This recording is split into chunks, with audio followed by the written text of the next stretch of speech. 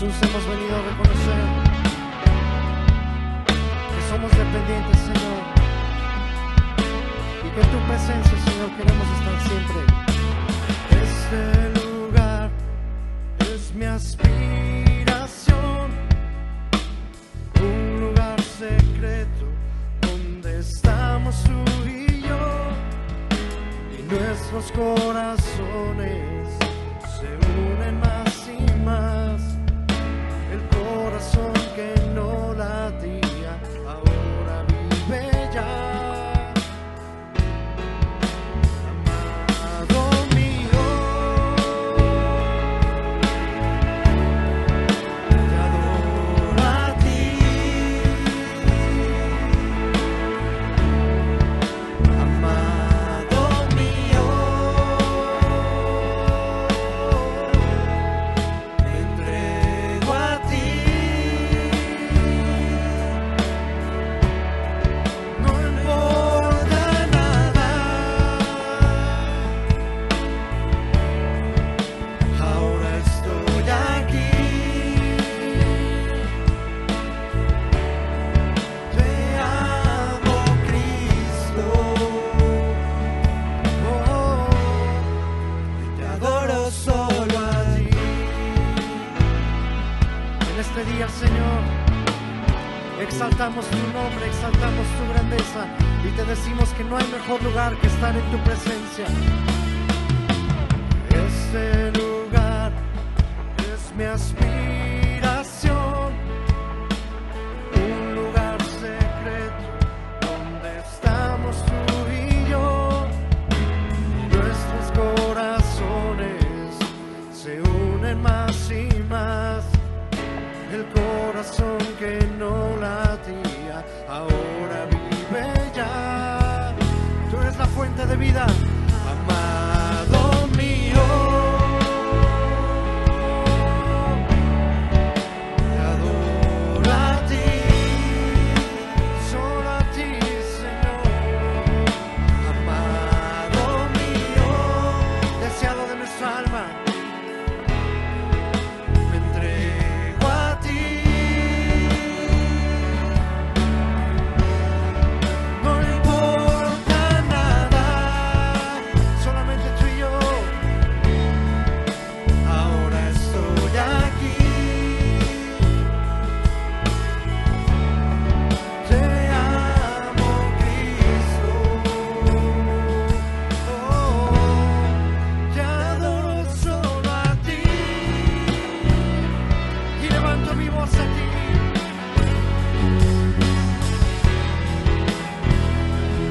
Oh, te adoro solo a ti, mi Señor, Rey y mi Salvador. Vamos a decirle que eres tu amado. Amado mío, te adoro a ti. Amado mío, hoy me entrego a ti. No importa nada, ahora estoy aquí. Te amo, Cristo. Oh, te adoro solo a ti. Te adoro solo a ti. Oh, te adoro a ti, Señor. Solo a ti.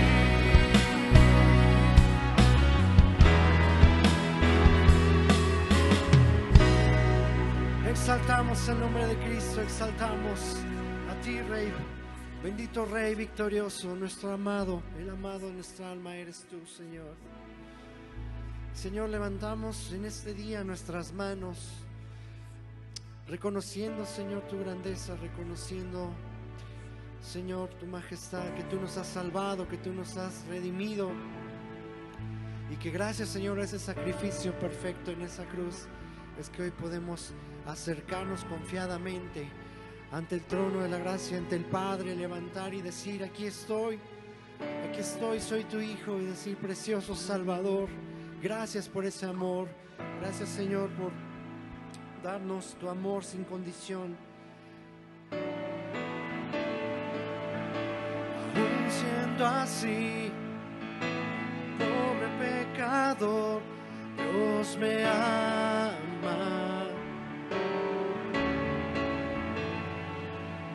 Siendo imperfecto, aún sin merecerlo, Dios me ama. ¿Puedes entender eso? El Creador te ama. Si estoy fuerte, si estoy de pie, Dios me ama.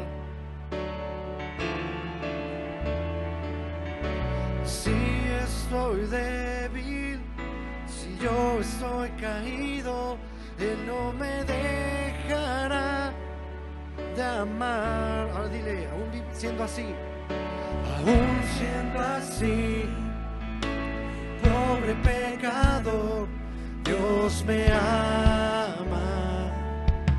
Vamos, reconócelo y dile que Él te ama. Siendo imperfecto, aún sin merecerlo, Dios me ama.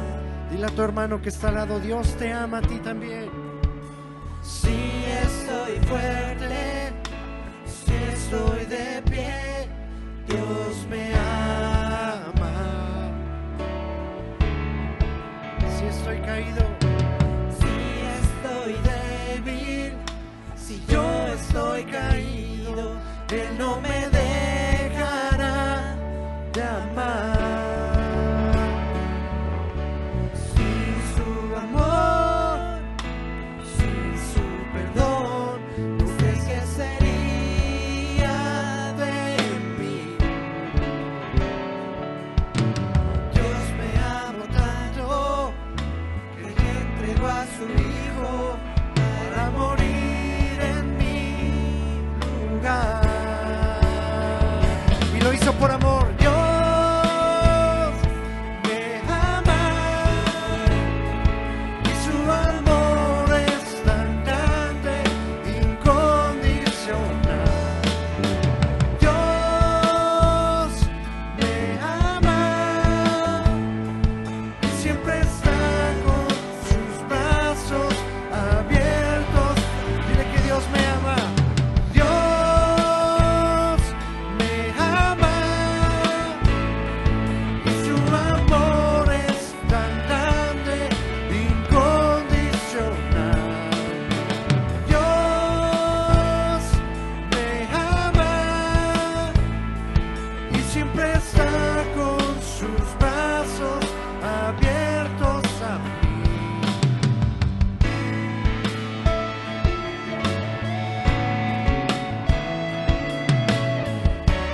Gracias, Señor, por ese perfecto amor derramado en esa cruz. Aún siendo así,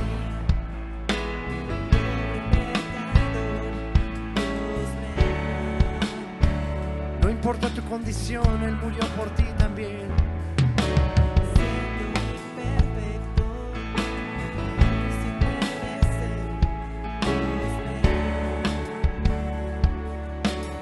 Inmerecedor de ese amor soy.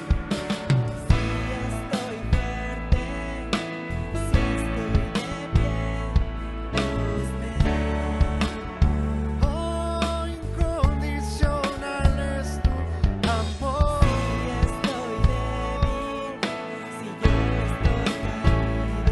Él no me dejará de amar. Sin su amor,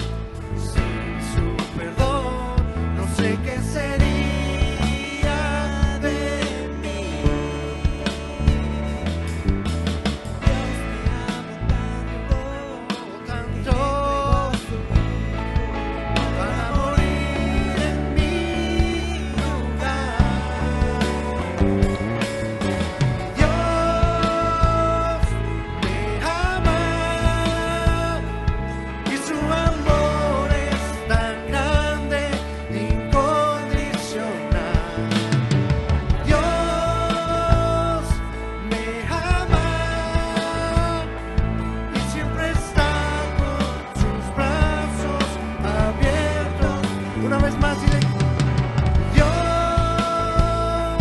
me ama, su amor es tan grande, incondicional.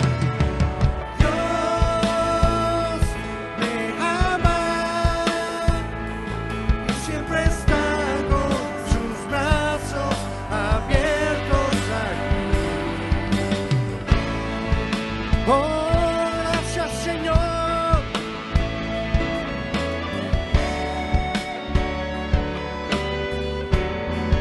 Gracias, Señor, porque enviaste a tu Hijo a morir por mí y a pagar ese precioso precio de sangre. Ahora solo las voces, dile: Dios me ama. Dios me ama y su amor es tan grande, incondicional. Recibe ese amor. Dios me ama y siempre está con sus brazos abiertos a mí. Dios me ama y su amor es tan grande, incondicional. Dios me ama y siempre está con sus brazos abiertos a mí. Porque no importa en qué condición estés, el Padre siempre te recibe con los brazos abiertos. Porque incondicional fue su amor, que no escatimó enviar a su propio Hijo y pagar el precio por ti y por mí. ¿Con qué podemos corresponder ese amor? Solamente entregando nuestras vidas, nuestra adoración, nuestra devoción. Oh, cuán grande amor, incomparable amor. Es el amor que da el Padre, es el amor de Dios.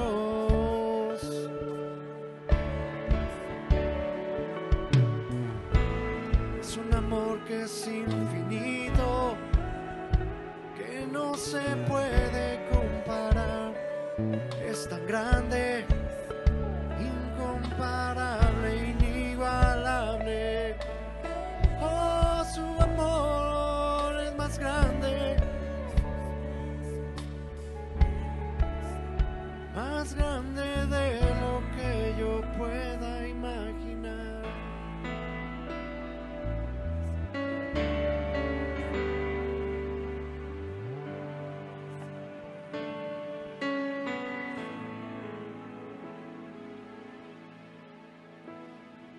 Mi Dios, en este día especialmente,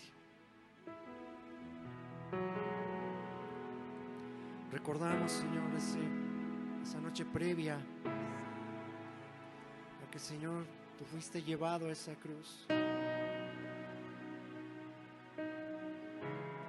Señor, si tan solo pudiéramos imaginar el momento, ese momento en la última cena, Padre, cuando tú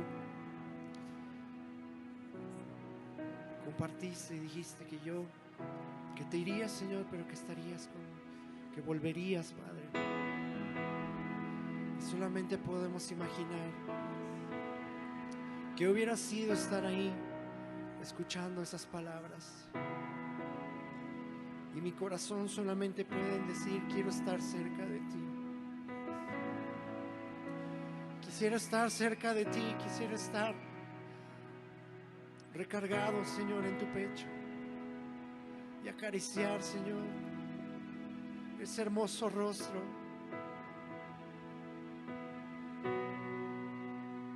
Y postrado ahí en tu presencia encuentro paz.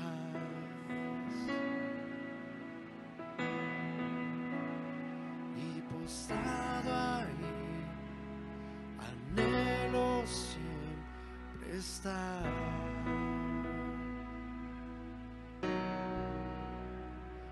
Y postrado ahí en tu presencia encuentro paz.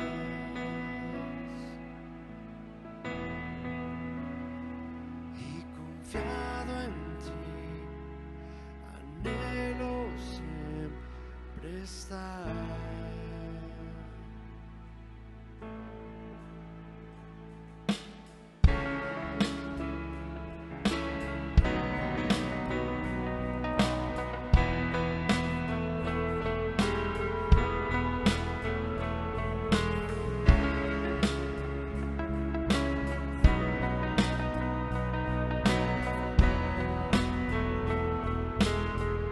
Canta esto conmigo y dile: yo quiero estar donde tú estás, Señor.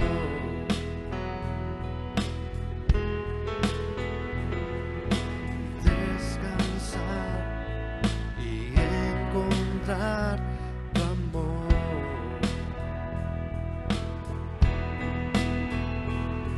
Tu dulce voz fluyendo alrededor.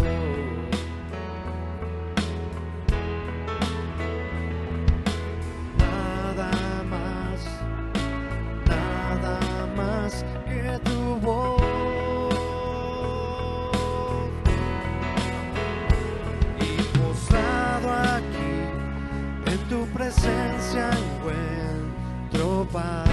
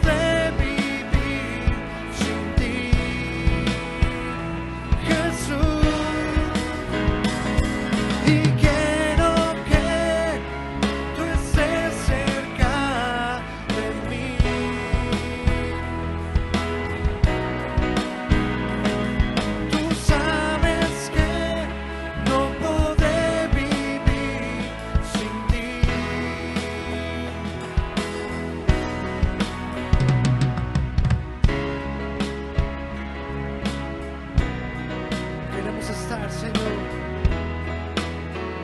delante de ti. Quiero estar donde tú estás, Señor.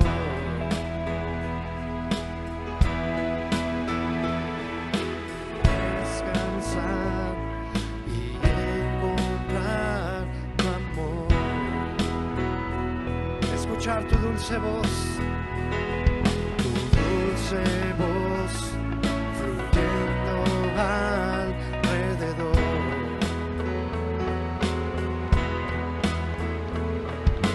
Nada más que tu voz. Estado aquí en tu presencia encuentro paz.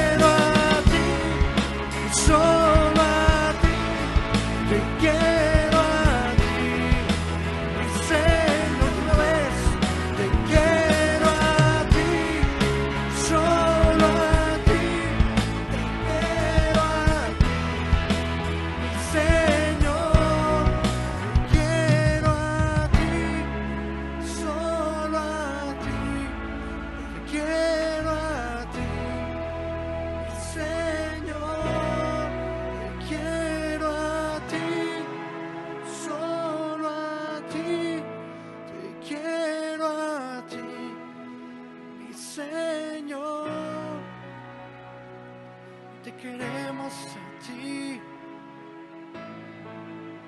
te anhelamos cada día de nuestro vivir, que tú seas la razón de nuestra adoración. Te quiero a ti, solo a ti, te quiero a ti, mi Señor Jesús, te quiero a ti, solo a ti, en cada paso que doy, en cada respirar, en cada pensamiento, en cada palabra que te dé adoración a ti. Oh, que mi ser y mi alma hoy te canten. Te quiero a ti, solo a ti, te quiero a ti, mi Señor, te quiero a ti, solo a ti, mi Señor, te quiero a ti, solo a ti, te quiero a ti, mi Señor, te quiero a ti, solo a ti, quiero a ti, mi Señor Jesús, mi Cristo, mi Rey y mi Salvador. Solo a ti elevamos nuestra gratitud. Solo a ti, Jesús.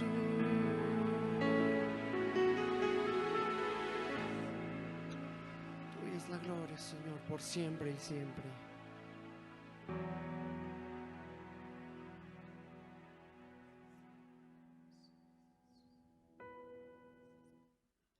Ok, buenas noches, ¿cómo están?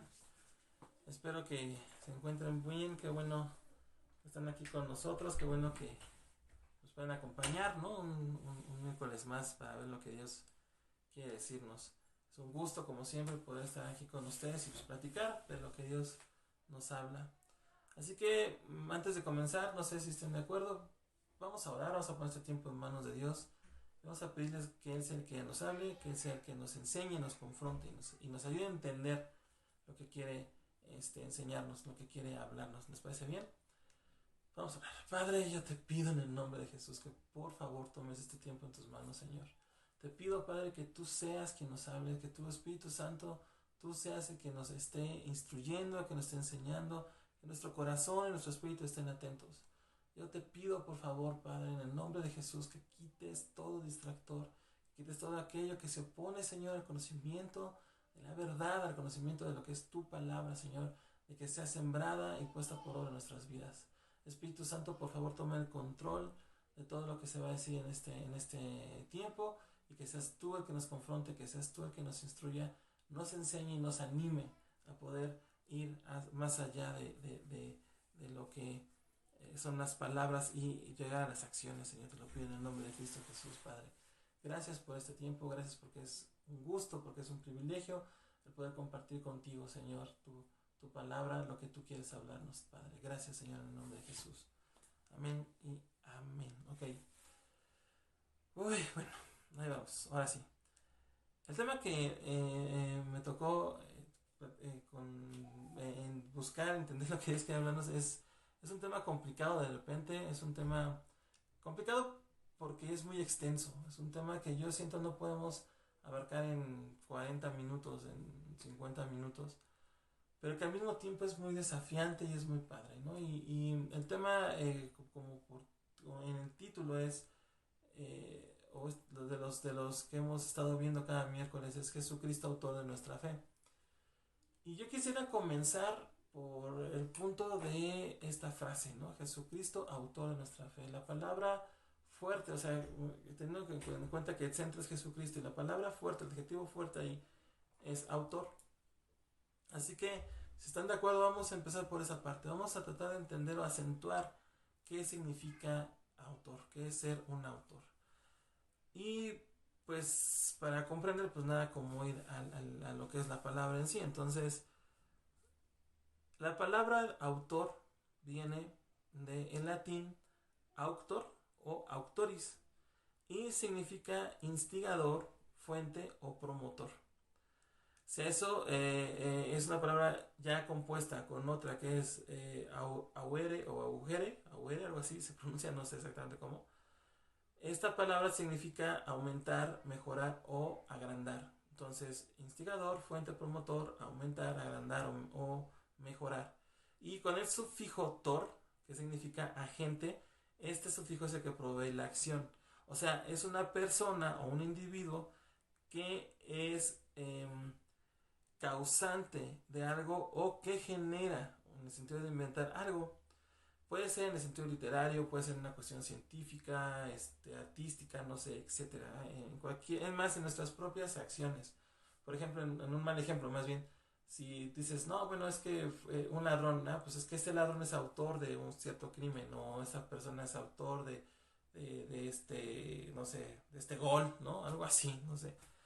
Al final nuestras acciones llevan esa parte de una autoría.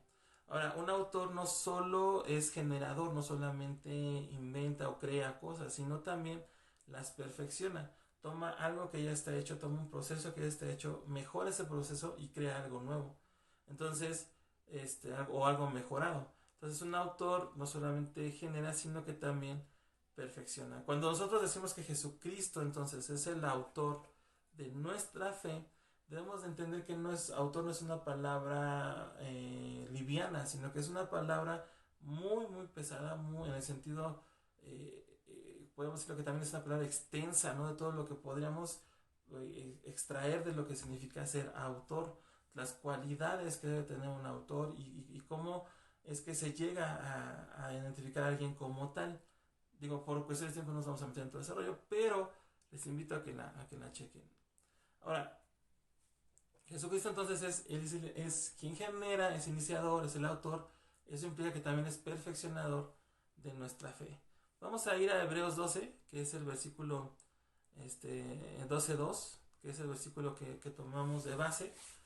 Y de ahí vamos a partir, ¿les parece bien? Dice, Hebreos 12.2, puesto los ojos en Jesús, el autor y consumador de la fe, el cual por el gozo puesto delante de él sufrió la cruz, menospreció el oprobio y se sentó a la diestra del trono de Dios. Y entonces, mis hermanos, esto pues hace más considerable la palabra, ¿no? Porque Hebreos 12 dice que Jesucristo es el autor y es consumador. Y esta parte está bien interesante, porque no se puede ser autor si no se es consumador. O sea, para poder ser autor tenemos que ser consumadores. Les voy a poner un ejemplo muy rápido. No sé si han escuchado de la guerra de las corrientes, que es la guerra o esta discusión que hubo, o esta rivalidad que hubo entre Tomás Alva Edison y Nikola Tesla. Estos dos hombres contemporáneos estaban en el sentido de la cuestión de la corriente, de la electricidad, del manejo de la electricidad. Edison apoyaba la corriente continua, mientras que Tesla era el precursor de la corriente alterna. Casualmente la corriente alterna es lo que usamos hoy en día en todo lo que hacemos, literalmente en nuestras casas, oficinas, zapatos, etc. Es corriente alterna. Y esto está bien curioso porque cuando estos dos hombres, les digo, a la par, viviendo en la par, se conocen, literalmente nace una rivalidad entre ellos. Y al ver de la mayoría de las personas, Tesla era mejor científico. Tesla era un genio literalmente adelantado a su época. Pero Edison tuvo mayor capacidad de término. ¿A qué me refiero? Tomás Alva Edison patentaba todo aquello que consideraba podría comercializar. Y lo primero que hizo es que tuvo una empresa que existe hasta el día de hoy, que se llama General Electric. Y la mayoría de sus patentes eran comerciales, eran cosas que él podía poner para uso y beneficio, ¿no? O sea, el uso de otra persona para beneficio de sí mismo. Y por eso es que cuando hoy en día a la mayoría de la gente le preguntas quién es el padre de la electricidad, quién es el padre del uso de la electricidad, dicen que es Edison. ¿Por qué? Porque por el otro lado Tesla lo que hacía es que Tesla fue alguien que literalmente inventó el control remoto, pero no se le adjudica a él la invención del control remoto. Empezó los estudios de los rayos X para la medicina. Literalmente inventó la radio, aunque él no es a quien se le adjudica la invención de la radio. Bueno, la cuestión de la corriente alterna y otras tantas cosas más. Tesla fue un genio, pero al final de cuentas estuvo siempre a la sombra de Edison porque no daba término a todas sus patentes. Aunque Edison era más comercial y Tesla, su mentalidad era la cuestión de revolucionar el mundo. Si él hubiera dado cierre a esas cosas, nuestra historia incluso hoy en día sería diferente. Entonces, no se puede ser autor si no se es consumador. No podemos decir que alguien es autor si inicia algo y no le da el cierre correcto hasta el último de sus puntos, ¿no? Hablando, bueno, en un ejemplo muy general. Por eso es que cuando decimos que Jesucristo es el autor y consumador de nuestra fe, es porque ese adjetivo no se le puede dar a nadie más. No podemos decir que Jesucristo inició una obra, pero que fulanito de tal terminó la obra. Que Jesucristo inició la cuestión de la enseñanza, no sé, de la salvación y la terminó otra persona. O sea, no podemos. Por eso es que es autor y consumador, porque en él inicia lo que es nuestra fe y en él mismo está el término de lo que es nuestra fe. Ahora, si tenemos en cuenta esa parte, que Jesucristo como autor no, o sea, que en Jesucristo como en esta figura de autor no hay como que algo que debatir. No podemos decir, bueno, es que pues, tal vez Moisés o Abraham o no. Entonces, la pregunta o la atención se desplaza hacia otro punto, ¿no? Que es la palabra que sí importante, que es la fe. O sea, la pregunta acá entonces podría ser, ¿de qué es autor Jesucristo? Pues de la fe, ¿ok? ¿Qué es la fe? Entonces, y ahí es donde, mis hermanos, el tema se expande totalmente. Ahí es donde les digo que este tiempo no nos alcanza para poder hablar de todo lo que significa la fe. Sin embargo, vamos a tratar de poner a lo mejor algunos puntos a la mesa para poder ir vislumbrando qué es la fe, por lo menos en esto que nos atañe. Y poder, a lo mejor, sin no entenderla en su totalidad, pero sí comenzar a buscar entender realmente a qué nos referimos con la fe, porque algo que a mí me pasó, me sigue pasando, a lo mejor ya menos, pero después de esto, es que la fe es algo que es un concepto que está allí, que inclusive tenemos frases que sabemos de memoria para poder expresarla, pero al final del día no sabemos exactamente qué es, ¿no? No sé, es como cuando si nos preguntan describir la fe, a lo mejor es como tratar de describir qué es el amor, ¿no? O de describir qué es la electricidad, lo que estamos hablando ahorita. O sea, yo sé que la electricidad funciona y con eso conecto algo y me prende, pero ¿de dónde sale? ¿Cómo se genera? ¿Cómo es que viaja? O sea, ¿cómo es que desde el enchufe de mi casa yo puedo conectar algo y se enciende? ¿No? ¿Y cómo es que al cortar eso pues ya no está? O sea, no lo puedo explicar, pero sé que está ahí y sé que lo utilizo y lo vivo porque pues vivo rodeado de eso todo el tiempo, pero no lo puedo explicar de esa manera. Entonces, más o menos siento yo que es algo así lo que nos pasa muchas veces con la fe. Y si a esto le ponemos que Jesucristo es el autor de la fe, o sea, le ponemos esa parte ahí, no solamente la fe, sino que por qué Jesús es el autor de la fe, de qué es autor Jesús y todo eso, entonces se hace todavía más, como decía, más grande. Ahora, lo que vamos a tratar de hacer acá vamos a ver tres cosas. Tenemos una definición, un principio y una verdad. Y con eso tratar de entender un poco lo que esta frase en Hebreos dice que es autor y consumador. Entonces, como les digo, bueno, lo primero sería una verdad. Acuérdense de Hebreos 12, ahí vamos a estar en el 12:2, pero ahorita para entender esta otra parte nos vamos a regresar un capítulo. Vamos a Hebreos 11 y vamos a tomar el versículo 1. Y dice así: es pues la certeza de lo que se espera, es pues la fe la certeza de lo que se espera y la convicción de lo que no se ve. Y esa, mis hermanos, es la definición de nosotros por excelencia de lo que es la fe. Cuando nos preguntan qué es la fe, pues la fe es la certeza de lo que se espera, la convicción de lo que no se ve. La cosa es que cuando dicen, bueno, ¿y eso qué significa? Ahí es donde viene la onda de decir, ok, pues eso, ¿no? Es certeza y convicción y bla, bla. Ahora, la carta a los hebreos, a mí se me hizo muy interesante esto.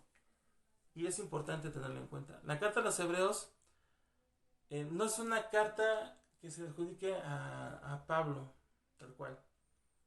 Igual, no sé, si estoy mal, alguien corríjame, pero todas las cartas de Pablo comienzan con la salutación de Pablo. O sea, yo, Pablo, les escribo desde, ¿no? Saludando siempre. Pero hebreos no. De hecho, cuando ustedes se empiezan a estudiar esto, si lo hacen en algún momento, van a encontrar que siempre se refieren como al autor de Hebreos. Y de los que piensan que le escribieron, hasta el nombre de Lucas anda figurando por ahí, ¿no? Que piensan que fue él. Pero bueno, hay varios. Pero realmente no se tiene la certeza exactamente de quién escribió.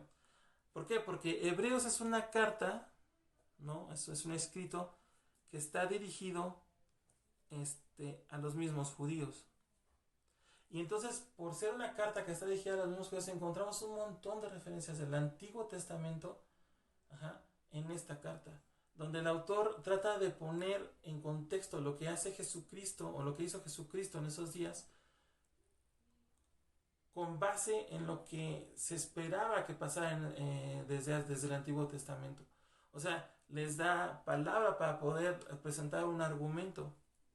Y es una tarea bien complicada que tiene el autor aquí, porque está hablándole a personas que conocen la ley, que conocen de la palabra, y que a través de la palabra misma tiene que presentar que Jesucristo es realmente quien decía ser el Hijo de Dios, el Mesías. Recordemos que había mucho escepticismo de parte de muchos judíos en el sentido de que Jesucristo fuera quien dice ser, o hasta el día de hoy hay personas dentro del judaísmo que no creen que Jesucristo haya sido el Mesías y siguen esperando a este Mesías, ¿no?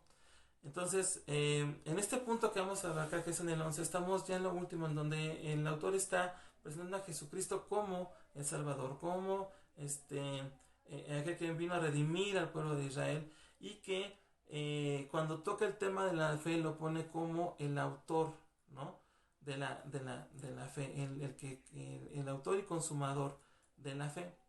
Ahora, en este versículo podemos ver cómo se marcan un punto de partida y un punto de llegada de lo que sería la fe. ¿Por qué? O sea, el punto de partida sería la certeza, la palabra certeza. Es pues la fe, la certeza. Ese sería como nuestro punto de partida. Y la palabra certeza literalmente significa lo siguiente: conocimiento seguro y llano que se tiene de algo. Eso es lo que significa así de una manera general certeza: conocimiento seguro y llano que se tiene de algo. Y después el punto de llegada o el punto de cierre sería la palabra convicción.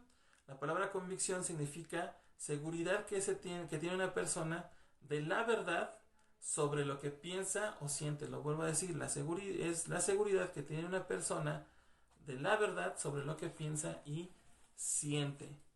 La fe, entonces, por definición, o sea, si movemos estas palabras y ponemos lo que significan, queda de esta forma. Dice, es pues la fe, el conocimiento seguro y llano que tengo respecto a lo que espero. Es la seguridad de lo que siento y pienso respecto a lo que no puedo ver. Esto en algún momento lo había mencionado en otra ocasión. Me parece que fue cuando hablamos de la duda. Esta parte de la fe es el conocimiento que tengo seguro, un conocimiento claro, así totalmente claro, que tengo respecto a lo que yo estoy esperando, y que tengo una seguridad de eso que espero, una seguridad de lo que siento y pienso respecto a eso que espero, a eso que no puedo ver todavía. La fe, mis hermanos, es la convicción basada en nuestras experiencias con Dios. Y eso literalmente nos apuntala o nos pone o nos aporta la seguridad de que en Dios podemos obtener aquellas cosas que estamos necesitando, o que Él nos va a dar cosas nuevas, ¿no? Bueno, es como, por ejemplo, una manera de entender esta parte sería, a lo mejor, un ejemplo rápido sería, por ejemplo, los cumpleaños, ¿no? De niños. Cuando nos hacían nuestras fiestas, y veíamos cómo se preparaba todo para estas fiestas, sabíamos, perdón, que en algún punto de esta fiesta íbamos a recibir los regalos. No sabíamos qué eran, no sabíamos eso, pero sabíamos que íbamos a recibir cosas que nos iban a gustar y nos sentíamos seguros de que nos iban a dar algún regalo, ¿no? Que nuestra fiesta no iba a pasar nada más así, sin recibir algo. Más o menos así es nuestra cuestión, a lo mejor una manera muy burda de explicarlo, pero más o menos es así. O sea, ¿por qué? Porque creemos en el carácter de Dios, mis hermanos. Lo que estamos diciendo es que este, lo que espero, o en donde deposito mi confianza, es en que sé cuál es el carácter de Dios, ¿no? Conozco el carácter de Dios, y eso nos lleva a tener la seguridad de que las cosas que dice que hará serán hechas conforme en el tiempo y en la forma que Él mismo diga. O sea, tengo la certeza en el carácter de Dios, y la convicción y esa certeza me lleva a tener la convicción de que Él hará las cosas conforme me las está diciendo. Como lo decía, el punto de partida entonces es la confianza de quién es Dios, y el punto de llegada es la certeza de lo que Él hace. Eso entonces, por definición solamente, nada más así, una definición sería lo que es la fe, ¿no? Esto último, la confianza de quién es Dios y la certeza de las cosas, o la convicción de las cosas que Él hace, la certeza de quién es Dios y la convicción de lo que Él hace. Eso sería mi punto de partida y mi punto de llegada, y eso sería mi definición de lo que, a lo mejor de una manera muy, muy, muy puntual, podemos decir que es la fe. ¿Por qué? Porque, bueno, te lo vamos a ver más adelante, pero yo creo fielmente que Dios es bueno, y que Él es perdonador, que es dador, que es justo, que es ecuánime, que es alguien que se preocupa por mí. Y yo creo en esas partes, y al creer en eso, entonces sé que si yo me acerco a Él con alguna necesidad, o si yo me acerco a Él con alguna situación en mi vida personal, a nivel espiritual, a nivel emocional, las cosas que Él me diga que haga, y el fruto que va a pasar, o lo que van a producir esas cosas, se va a realizar.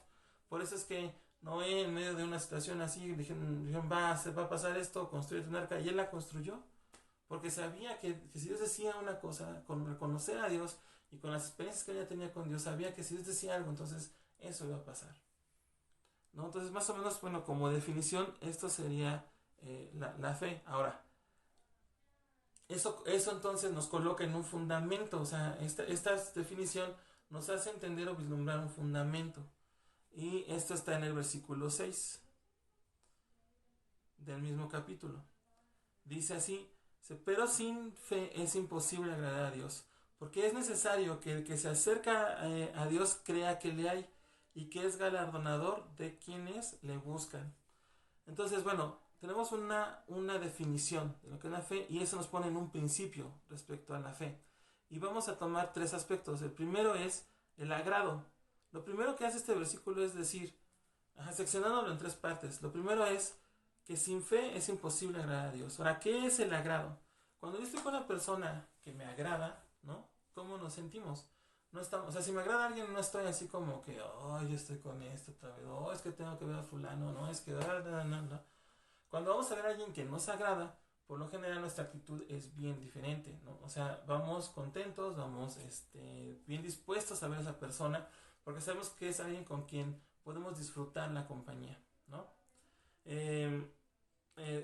Por ejemplo, no sé, cuando estamos de novios, ¿no? Pues hasta nos bañamos, nos lavamos los dientes y nos perfumamos, ¿no? Y vamos contentos, ¿no? Llegamos, digo esto en este sentido para los jóvenes. Si alguien va a verte y llega con cara de fuchi, como dicen por ahí, cierra la puerta y deja de perder tu tiempo. Cuando alguien desea verte, cuando alguien tiene ganas de verte, llega y se le nota en el rostro que tiene ganas de verte. Y ese es el agrado, ¿no? Dentro de una definición o un significado de lo que es la palabra agrado, hay una frase que me gustó mucho que dice afinidad en el trato social. Y aquí la palabra que yo quiero resaltar es el trato. ¿Por qué? Porque el agrado viene, mis hermanos, de tener una comunión, de tener una relación. no se da nada más pum, a la noche a la mañana primero. O sea, tú pensé, alguien me cayó bien, ¿no? Pues que sí me cayó chido, está padre. Pero el agrado, esa parte donde disfrutas la compañía, viene con el trato. Hay afinidad en el trato, es afable el trato, se cayeron bien las personas y de repente ahí nace una amistad o nace un noviazgo o se casan o no sé, ¿no? Lo que vayan a hacer, relaciones de trabajo, etcétera, etcétera. Inclusive, por ejemplo, en una entrevista de trabajo, lo que te dicen es que para el 80, no, el 70% de la posibilidad de que te quedes en un empleo depende de que le caigas bien a quien te está entrevistando. Y tiene que ver con tu forma de ser, ¿no? Pero hay un trato en entrevistas, hay un trato muy, a lo mejor rápido, muy superficial, pero haces un clic con esa persona y una afabilidad y dicen, es que este es bueno, este me da confianza, o sea, no sé si les ha pasado, pero yo creo que sí, ¿no? A menos de que sean, pues, ermitaños y ven una montaña y pues no le hablen a ningún ser humano, ¿no? Pero por lo general, pues sí le hablamos a los demás. Y entonces algo afable ahí. Y eso nos pone en lo segundo del versículo, cuando dice, porque es necesario que el que se acerca a Dios crea que le hay. Ahora, esto es una relación, o sea, el que se acerca a Dios ya está hablando sobre una relación. O sea, tenemos una relación con Dios, ¿por qué, mis hermanos? ¿Y por qué se requiere de esta cualidad que presenta antes, que es la fe? Porque nuestra relación con Dios es un acto en el que estamos hablando con una persona que no tenemos, o sea, físicamente no vemos que nos escuche. Hablamos con alguien que a nuestro oído no nos contesta, digo, a lo mejor a algunos sí, pero a mí, por ejemplo, nunca me ha pasado. Pero hablamos y con la certeza de que estamos comunicándonos con alguien a quien no vemos, a quien no escuchamos, a quien no sentimos. Porque no es que podamos tocar, pero sin embargo, al mismo tiempo, podemos escucharle, podemos verle y podemos sentirle. Y esta contradicción tan padre que hay en lo que es la revelación con Dios, ¿no? Porque, no, como decía, no podemos tocarle, pero sí podemos sentirle. Y por eso es que dice que es necesario que nos acerquemos creyendo que está allí, que nos acerquemos creyendo que cuando abrimos nuestra boca, Él está atento con su oído escuchándonos, que cuando necesitamos un abrazo, Él está dispuesto a ir rodeándonos, abrazándonos y diciéndonos que todo está bien. Y aunque no lo vemos y aunque no lo sentimos en el sentido como podemos sentir a nuestros hermanos, a nuestras mamás, a nuestra esposa, a nuestro esposo, a las personas que nos aman, aún así de alguna forma es algo tan contundente lo que sentimos cuando Él nos abraza, que no podemos negar que es Él el que nos está abrazando. Y no lo podemos explicar y no lo podemos desglosar y no podemos sacar, solamente sabemos que es Él haciendo las cosas. Entonces, cuando Él dice que es necesario, que sin fe es imposible agradar a Dios, es porque ¿cómo podríamos agradarle a alguien a quien no nos acercamos? ¿Cómo es posible agradarle a alguien que no nos conoce? ¿Cómo es posible agradarle a alguien que no sabe quién somos? Así de rápido yo les platico, por ejemplo, con mi esposa. Cuando mi esposa dice que la primera vez que me vio en la congregación, pues dice que le caí gordo, que porque... De hecho me hicieron el comentario que no me río cuando estoy tocando, pero créanme que no es por sangrón, estoy concentrado. Porque luego se ando viendo ahí, ¿no? Pescando el show, pero ya voy a reír más. Pero la cosa es que mi esposa dice que cuando me ve ahí me caí gordo porque decía que era bien sangrón, que se me le figuré bien sangrón y bien payaso. Pero mis hermanos, cuando me conoció, literalmente no pudo evitar enamorarse de mí y hoy en día, pues bueno, es mi esposa, pero es porque me conoció, ¿no? Porque le agradé. O sea, físicamente, a lo mejor dijo, qué guapo, pero qué sangrón, pero ya cuando me conoció dijo, qué guapo, qué agradable sujeto. Entonces, no puedo dejarme ir, ¿no? Te van a tocar unos cocos por sangrón. Pero la cosa es que, ¿cómo alguien nos agrada si no lo conocemos? Por eso es que dice que nos acerquemos a Dios, ¿no? Y después en ese dice, ¿por qué? Bueno, en la última parte del versículo dice que cree que le hay y que es galardonador de los que le buscan. O sea, que también no solamente creemos que Él está ahí, sino que también creemos que lo que dice es lo que hace, que lo que nos salva, que nos ayuda, que nos sostiene, que nos está cuidando, que nos provee, que nos levanta cuando nos caemos, que nos sostiene de la mano cuando estamos débiles, que todas esas cosas que sabemos de Dios, esas cosas hace. O sea, el principio que vemos aquí es que nuestra relación con Dios, mis hermanos, nuestra relación con Dios es el más primordial acto de fe del ser humano, de Dios hacia nosotros y viceversa, de nosotros hacia Dios. Reconocemos, ¿no? O tenemos una relación con Dios de agrado mutuo, porque no solamente es que Dios nos agrade, no solamente es que llegamos y nosotros entramos a su presencia y decimos, ah, Dios, qué buena onda, me siento súper bien, siento como tu espíritu me llena y venía triste, me siento alegre y te puedo decir lo que sea y puedo hablar contigo de todo, sino que también es Dios con nosotros, cuando dice, ay, ahí viene Tony, ¿no? A ver qué le pasó y quiero platicarle esto, quiero decirle que me gustaría que hiciéramos aquello, quiero hablar con él sobre eso que está haciendo mal, lo veo triste, quiero abrazarlo, me encanta cuando hace esto, me gusta cuando hace lo otro, o sea, es un agrado mutuo, no solamente es el agrado de nosotros, de él hacia nosotros, o sea, de que, me cae bien Dios, no, sino que nosotros también, él se deleita cuando nosotros estamos en su presencia. Y ese deleita cuando nosotros le buscamos, se deleita cuando estamos con Él. Y atesora esos momentos, cuando estamos con Jesucristo, cuando estamos con su Espíritu Santo conviviendo. Yo me imaginé esta parte, mis hermanos, y es como si llegáramos y nos recibieran con los brazos abiertos y ese nivel de que Dios pueda hablarte de todo, ¿no? Que te tenga la confianza, que sepa que contigo puede hablar de cosas que quiere, cosas que necesita, cosas que tú necesitas, etcétera, etcétera. Qué padre es eso, ¿no? Y esta relación es porque tenemos una convicción, ¿no? Que creemos fielmente, que hablamos con Él, como les decía, aunque no lo escuchamos, aunque no lo vemos, aunque no está aquí, a lo mejor en nuestros sentidos, pero nuestro espíritu nos conecta. Su palabra dice que es nuestro espíritu el que nos hace, su espíritu, en nuestro espíritu nos hace clamar, Abba, Padre. Nos hace estar comunicados con Él. Y entonces, después de esto, ese círculo se cierra con las consecuencias tangibles de lo que produce el poder estar con Él. Cuando vemos de repente que aquello que estaba atorado se desatora, que si estábamos enfermos de repente llega y de repente estamos bien, estamos sanados, que tenemos una situación en la que no sabemos qué hacer, algo Dios nos habla y entonces las cosas salen, ¿no? Que de alguna manera tú estás atoradísimo con algo y Dios provee, y eso me consta, mis hermanos, cuando yo estaba viendo esto que te consta que es así. Y que tú estás así que dices, ¿de dónde? Y de repente alguien llega y dice, no, aquí está, vamos a hacer esto y lo otro, y tú dices, wow, ¿no? Y entonces las cosas fluyen. Entonces, ese es el principio, mis hermanos, ¿no? Como les estaba diciendo, que nuestra relación con Dios es el más primordial acto de fe del ser humano hacia Dios, el poder hablar, el poder entrar, pero eso entonces nos avienta a otra cosa que es una verdad, y eso es lo que sigue ahorita. Vamos a ir a Efesios 2, ahora vamos a leer algo, ahora sí nos vamos a aventar una lectura medio larga, pero la verdad es que no la quise cortar, creo que, o sea, no quise tomar desde un punto en específico, sino desde donde vamos a empezar a leer, porque honestamente creo que es importante, o más bien no podía como dejarlo de lado. Efesios 1, y a partir del 15 vamos a tomar, ¿ok?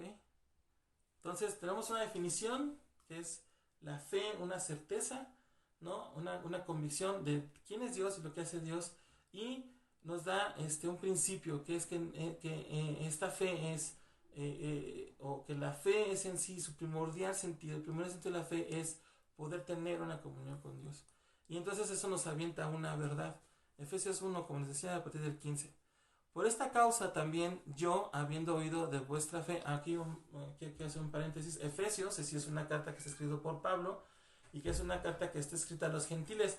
Y aquí, si tú ves el discurso de Efesios, es bien diferente al discurso de Hebreos. Está bien padre leer estas dos cartas al mismo tiempo, porque las dos hablan de la fe, de quién es Jesucristo, y presentan lo mismo de Jesús, pero en escenarios diferentes. Está súper entretenido, ¿no? O sea, entretenido en el sentido de cómo se hablan a dos tipos de personas diferentes, el mismo mensaje, y está muy... Léanlo, de verdad se los recomiendo, ¿no? Así como recomiendas una película, ¿no?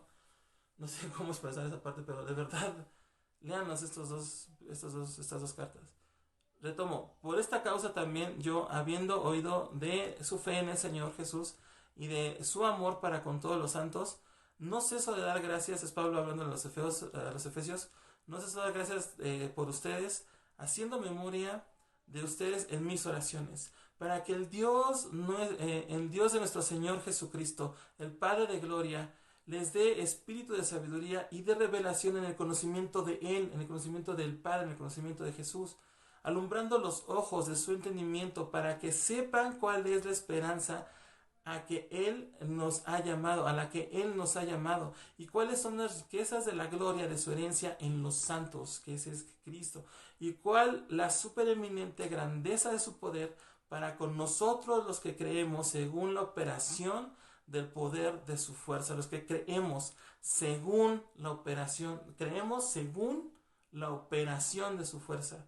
la cual operó en Cristo, resucitándole de los muertos y sentándole a su diestra en los lugares celestiales, sobre todo principado y autoridad y poder y señorío, y sobre todo nombre que se nombra, no solo en este siglo, sino también en el venidero, y sometió todas las cosas bajo sus pies, y lo dio por cabeza sobre todas las cosas a la iglesia, la cual es su cuerpo, la plenitud de aquel que todo lo llena en todo. Bueno, vamos a seguirle. De ahí vamos al 2 y vamos a seguirle al 2. Y Él les dio vida a ustedes cuando estaban muertos en sus delitos y pecados, y en los cuales anduvieron en otro tiempo, siguiendo la corriente de este mundo, conforme al príncipe de la potestad del aire, esto es Satanás, el espíritu que ahora opera en los hijos de desobediencia, entre los cuales también todos nosotros vivimos en otro tiempo en los deseos de nuestra carne, haciendo la voluntad de la carne y de los pensamientos, y éramos por naturaleza hijos de ira, lo mismo que los demás.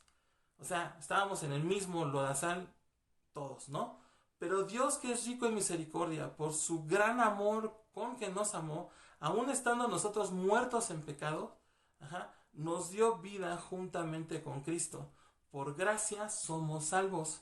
Nos dio vida junto, o sea, el poder que dice ahí que operó para estar a Cristo, ¿no? Entre los muertos. Nos dio vida juntamente con Él. Y juntamente con Él nos resucitó, y así mismo nos hizo sentar en los lugares celestiales con Cristo Jesús. Lo mismo con lo que cerró el capítulo pasado, es con lo que plantea que ahora también nosotros vamos a ir pegados, ¿no? Pegados con Cristo, para mostrar en los siglos venideros las abundantes riquezas de su gracia en su bondad para con nosotros en Cristo Jesús.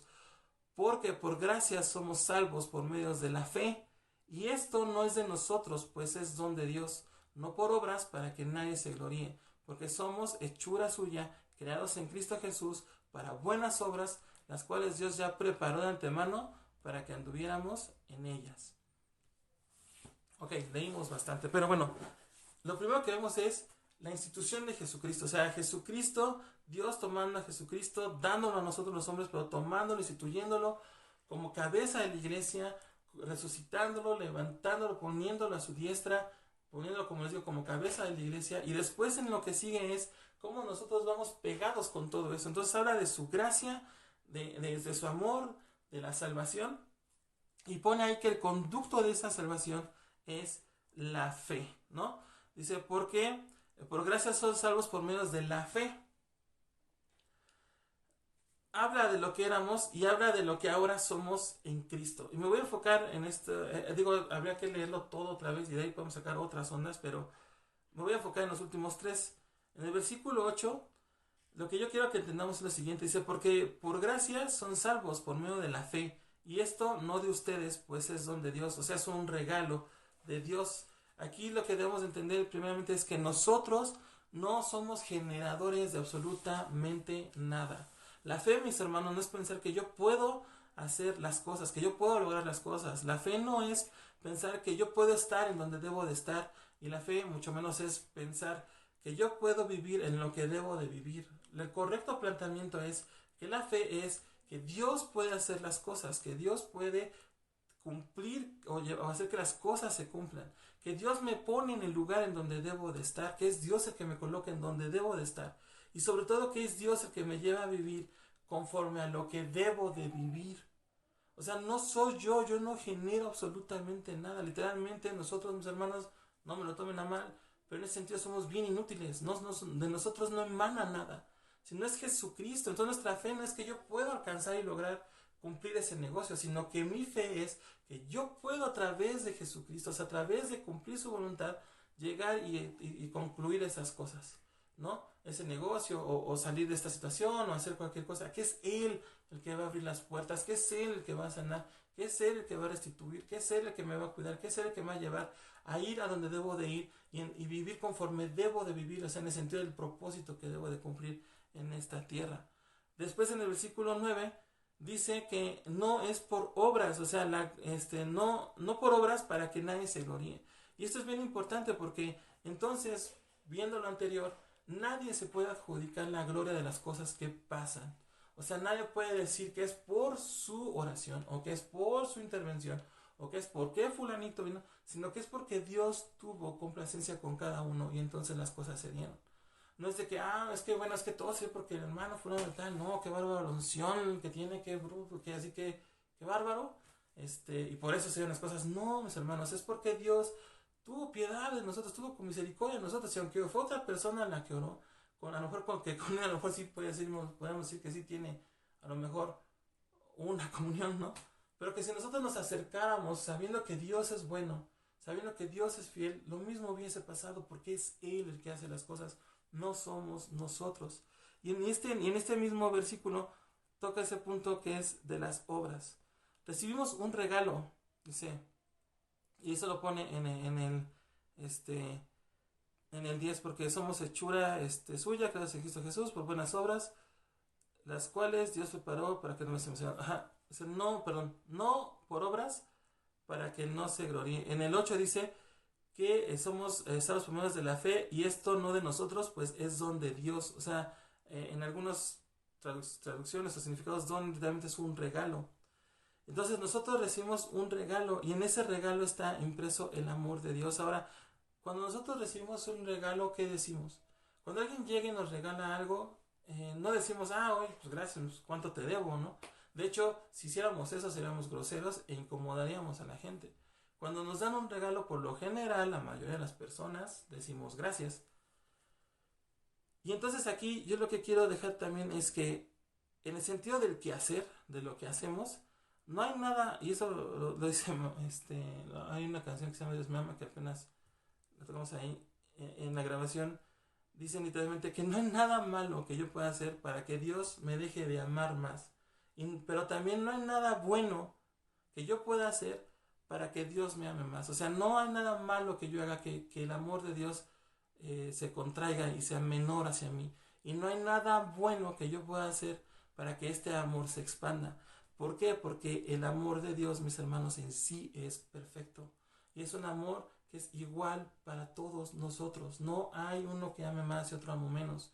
Es Dios amándonos igual, dedicándose igual a cada uno de nosotros, a cada una de nuestras vidas. Igual nos ama y ama al que está enfrente, ama al que nosotros le caemos mal a alguien y aún así nos ama, y al que nos cae mal a nosotros, aún así también Dios lo ama. O sea, su amor es parejo con todo el mundo, ¿no? Y entonces en el versículo 10 pone la otra, que es que somos hechura suya, creados en Él, creados en Cristo Jesús para buenas obras, las cuales Dios preparó de antemano para que anduviéramos en ellas. Buenas obras, las buenas obras. Vamos otra vez a Hebreos, vamos a regresarnos a Hebreos.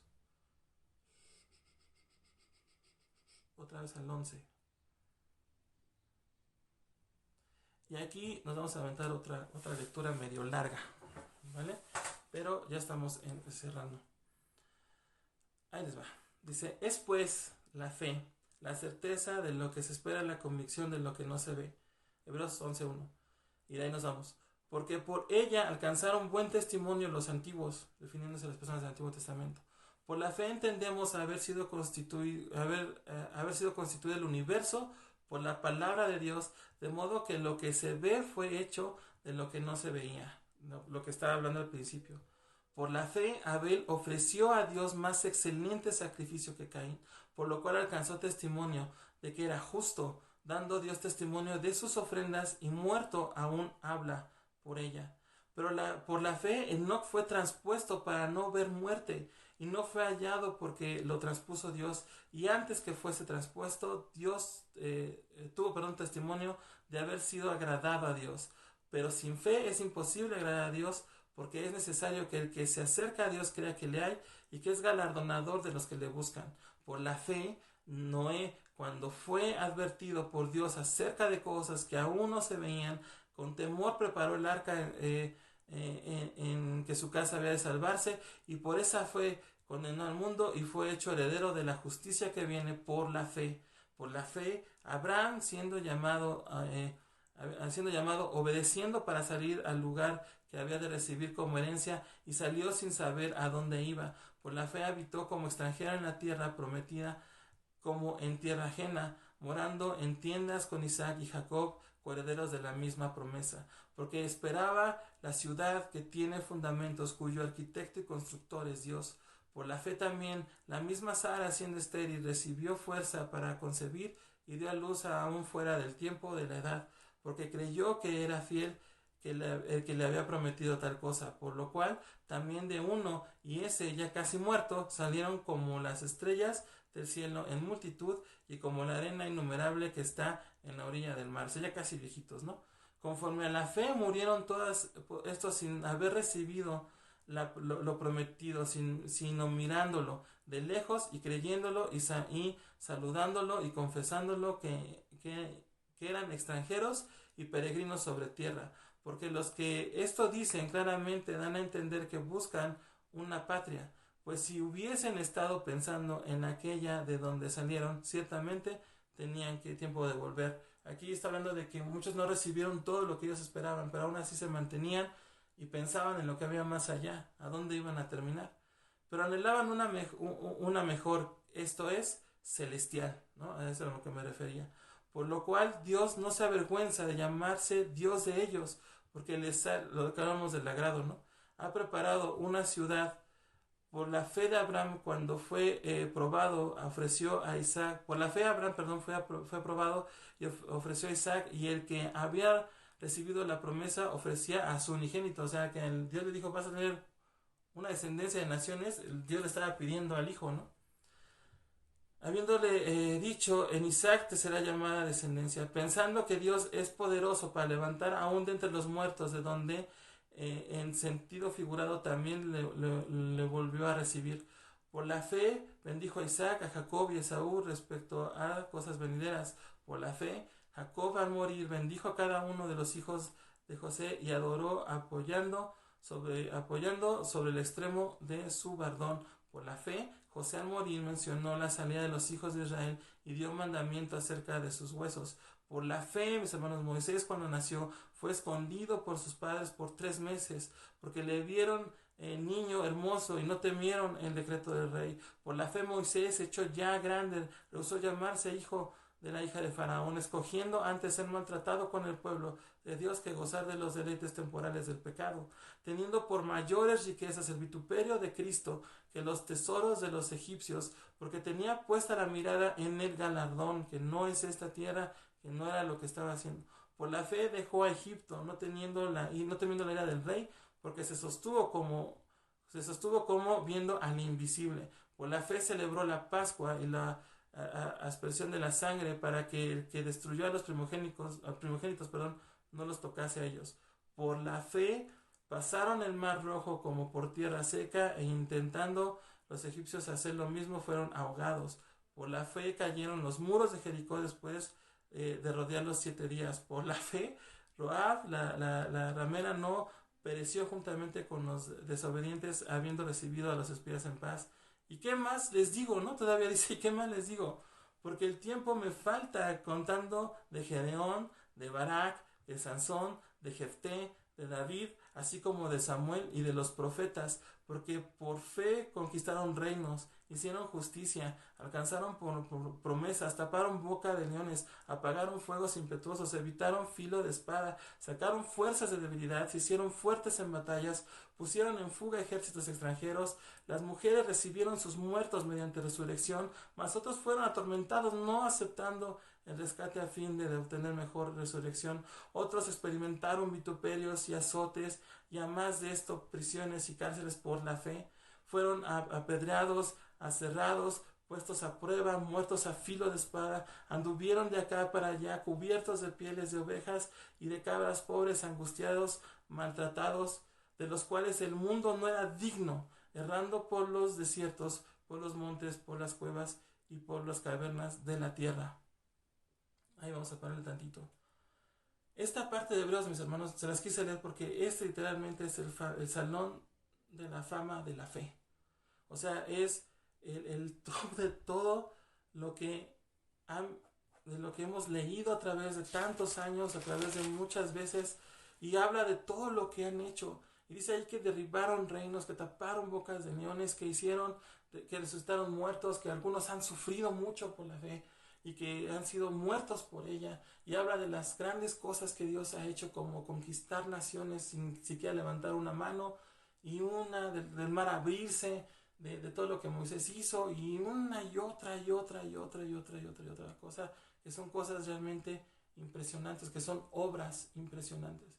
Pero cuando llega a los últimos 2 versículos, y esto es en lo que ya vamos cerrando, llega a 2 versículos, mis hermanos, dice el 39, y todos estos, aunque alcanzaron buen testimonio mediante la fe, no recibieron lo prometido, proveyendo Dios alguna cosa mejor para nosotros, para ti y para mí que no hemos abierto un mar, para ti y para mí que a lo mejor no hemos resucitado un muerto, para ti y para mí que no hemos derribado o tapado boca de leones, para ti y para mí que no hemos,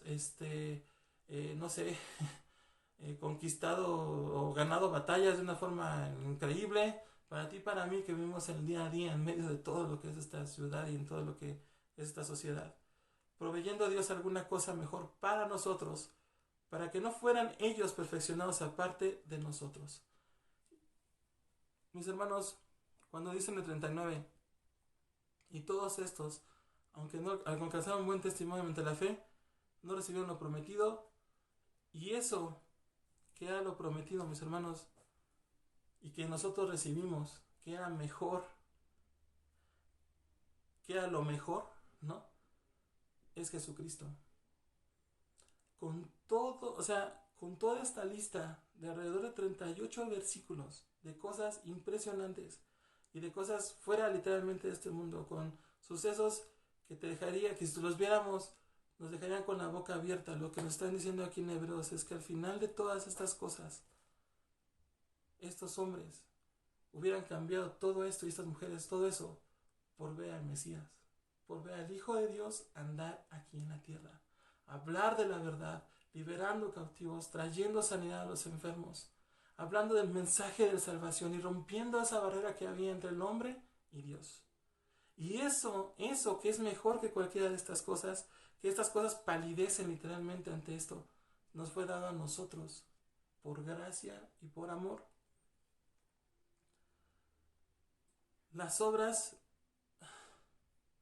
decíamos en el versículo primero, que no es por obras, mis hermanos. Las obras, estas cosas, al final de cuentas, no son más importantes que Jesucristo aquí en la tierra, tomando nuestro lugar en la cruz y salvándonos, y bajo Él estamos hechos todos un cuerpo.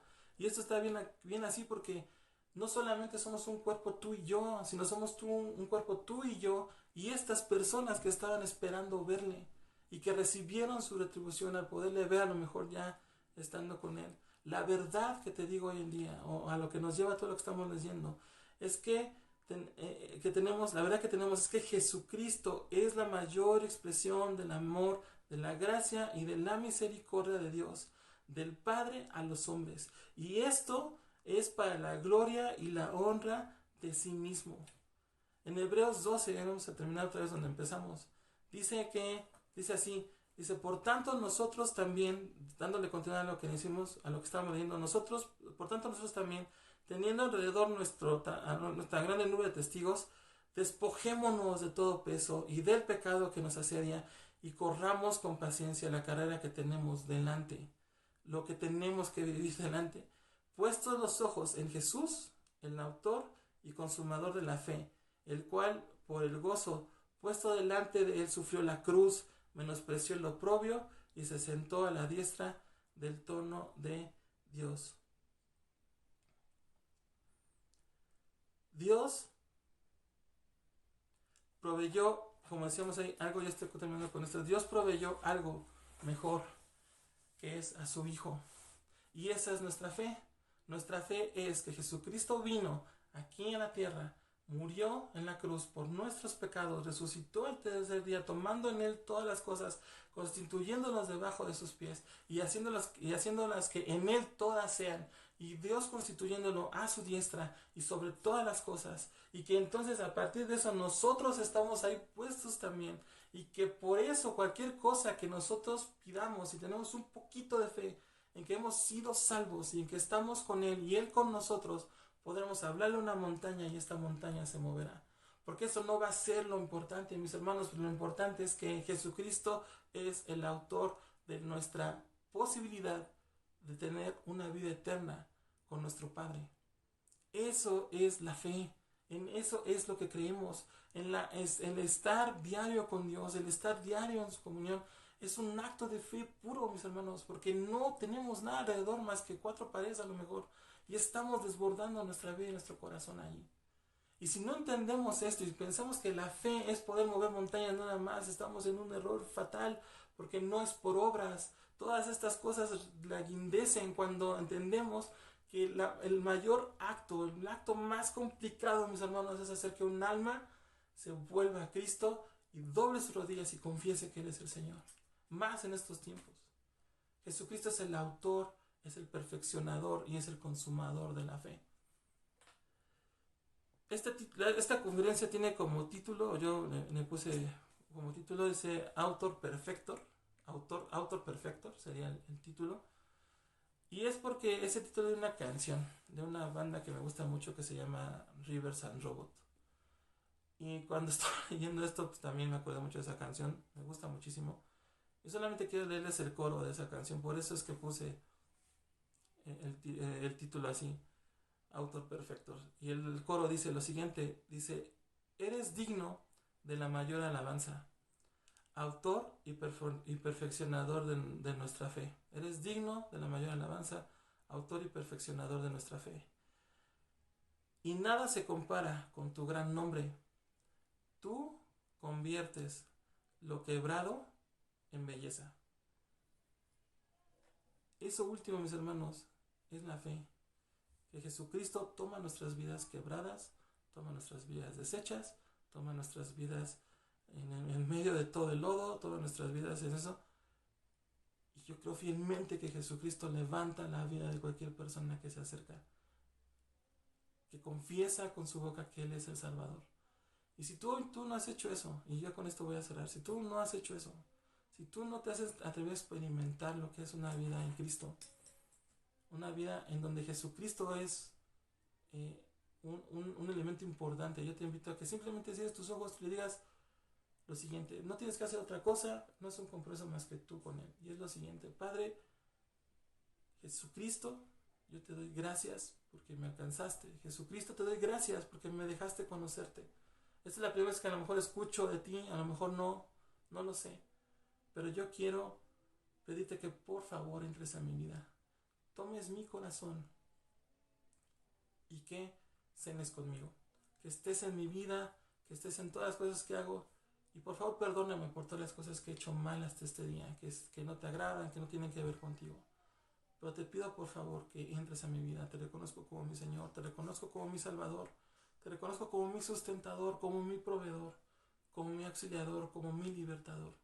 Te reconozco a ti, Jesucristo, como el Hijo de Dios que resucitó y me dio vida eterna. Y yo te doy gracias, Padre, porque yo sé que, Señor, eres el autor de nuestra fe, y eso nadie lo discute, pero nuestra fe es que hoy somos salvos. Que jamás se nos olvide, Padre, que hoy somos salvos no por nosotros, no porque lo merecemos, sino porque tú, Señor, nos alcanzaste. Diario nos amas, diario nos perdonas, diario nos ayudas, diario nos cuidas, diario nos proteges. Señor, diario haces algo que nos hace ver, Señor, que tu mano está allí proveyéndonos salvación y restauración, mi Dios. Y por eso es que con convicción, Señor, sabemos, Padre, que entendemos quién eres y sabemos que lo que tú has hablado, Señor, a nuestras vidas en el tiempo perfecto de tu voluntad se va a cumplir. Mis hermanos, lo que esperamos, Dios lo va a hacer. Mis hermanos, lo que sabemos que va a pasar, va a suceder, porque Dios lo ha hablado. Que Dios los bendiga, cuídense mucho, échenle muchas ganas y confiemos en quien es el autor, el perfeccionador de nuestra fe, y porque ha sido también en sí mismo el consumador de la misma. Todos los días Dios nos va perfeccionando. Cuídense, que Dios los bendiga, nos vemos pronto.